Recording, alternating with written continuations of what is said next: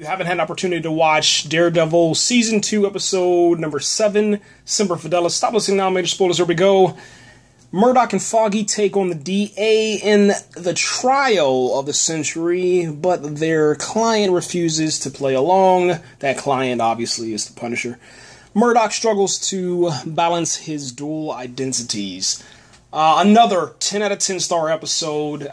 This one had a lot more meat, a lot more substance. It was balancing the relationship of Murdock and the Daredevil, his relationship with Karen, and now Elektra. Also trying to balance how he's dealing with Foggy, and he just, I guess since season 1, since probably like episode number 6 or 7 in season 1, he's been pretty much just ignoring Foggy. Foggy puts forth all the effort, Daredevil doesn't put forth anything, okay? And in order for their relationship, you know, because they are in a business together, to work, you know, both parties have to, you know, be putting forth some sort of effort, man. And Foggy, he's had it. There was this moment where he said to Daredevil, from here on out, I'm not going to trust you at all.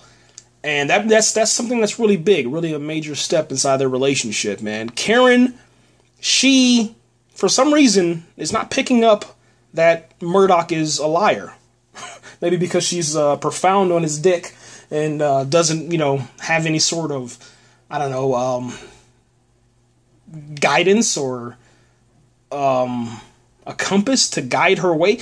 She's falling for the Punisher, and it's clear that she has really fallen for the Punisher, because there is the moment where Karen and Murdock, they're inside of their house, their apartment, they're sitting now talking, and Karen talks about what is right. Is it right for a man to seek justice on those who the police in the law can't find or can't take down? You know, is it right for, you know, Daredevil to run around the city and not kill people, but beat up people and catch people? What's the difference? Is it better to kill a man or keep a man alive when that man can just get out of prison, you know, a couple months later or a couple years later and do the same exact crime? You know, what's real justice? And her and Murdock, they didn't agree, and now they're beefing and warring as far as their emotions.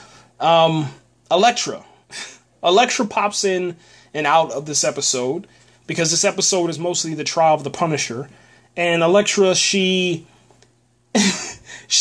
doing this on purpose, but I don't think that Murdock really knows what she's up to. But you can't trust Elektra. Not in this circumstance. She's changed too much. She was a different person in college. Now they're out of college. They're grown adults. He still doesn't understand that she's betraying him and setting him up for something.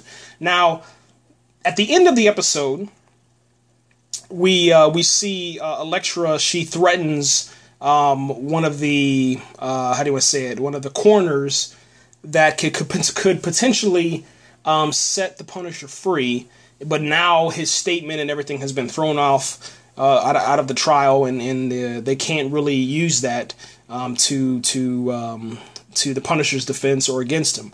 So the reason why that happened is because Elektra just doesn't listen to Murdock, and she continues to meddle inside of his life. Well, Daredevil, in order to, I guess, blow off some steam, because him and Foggy are no longer talking, him and Karen are no longer talking, he goes out with Elektra to this Yakuza location, and they find this 40-story giant hole.